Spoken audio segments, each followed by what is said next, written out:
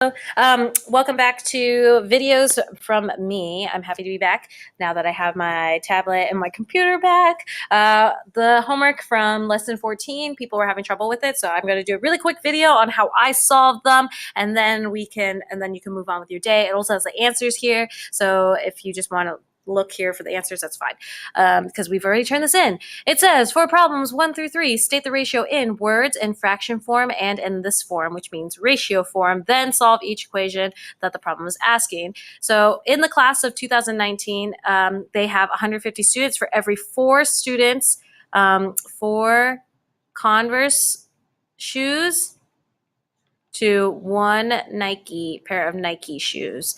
And then there's 150 students. So we have to write this in words. This one is in ratio form, and then in fraction form is 4 to 1.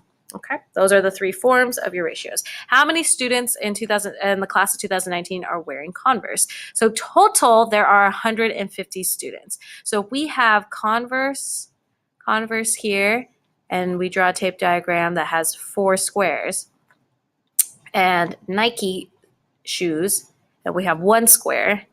If we add up the total from each amount of students, they need to add up to be 150. Now, what does this mean? Well, if there are 150 students, and out of the 150 students, there are 5 of these boxes, each of these have to individually, or they have to all be the same number in each of these boxes. And there's 1, 2, 3, 4, 5, because total, we only know the total number.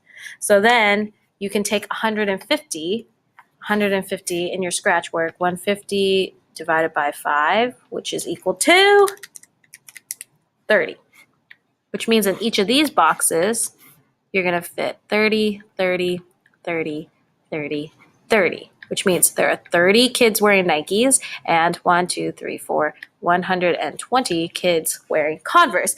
And double check for sanity, 120 plus 30, yes, that's 150 students. So there are 120 students wearing Converse. That's the answer. Let's talk about Curry and LeBron. For every 3 points Curry makes, by the way, remember you can pause these videos because I'm going to talk really fast. I had coffee. Okay, for every 3 points Curry makes 3 points, LeBron makes 2 points. So this is ratio form, 3 points in words, 3 points to 2 points. And if you want to add in, like, Curry makes 3 points for every 2 points LeBron makes, I just said it out loud, but you can write that down in words too. And in fraction form, that's 3/2. 3 different types of ratios. I like to use all 3 of them, but I prefer the fraction one the most. So here we go.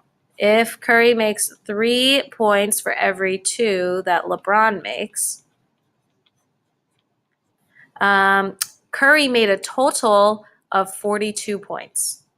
We don't know how many points total were in the game because there were other players and stuff, but we do know that for every 3 points Curry made, LeBron made 2 points. So if this is a total of 42, then what goes in each of these boxes? Well, I have to do 42 divided by 3, which is equal to 14.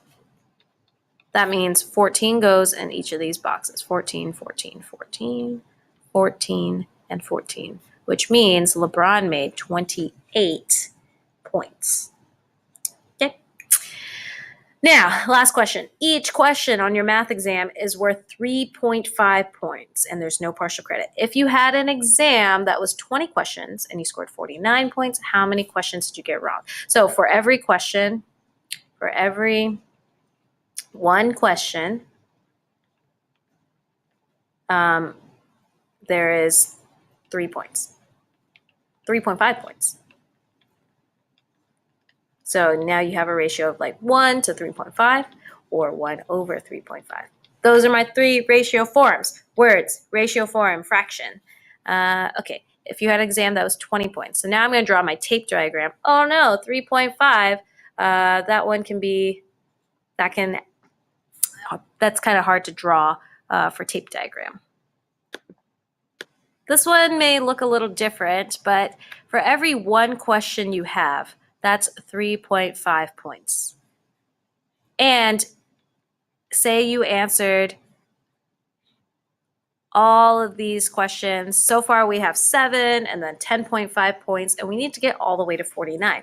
Drawing these tape diagrams isn't very helpful. The tape diagrams, eventually you are going to stop using tape diagrams and think about ways like how do we multiply and divide to get the answer. So for example, if I had out of my 20 questions, I don't know how many are in here. I know it's less than 20. It's either 20 questions or less, but I have to, if I multiply the number of questions times 3.5, I have to figure out how do I get to 49. So this is our big question mark. And in algebra, we replace our big question mark with an x. X times 3.5 is equal to 49.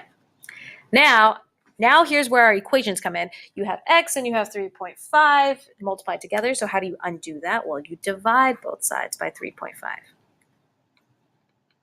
Your tape diagram doesn't help you because there's so many boxes. So you are forced, based on your constraints, to figure out another way. So if you figure out this question, 4.9 divided by 3.5 is 14, which means you got 14 questions correct on the test. That's good, except the question asked, how many questions did you get wrong? There's one more step in this problem. That means if you, out of 20 questions, 14 questions right out of 20, whoa, that means that you got 6 questions wrong.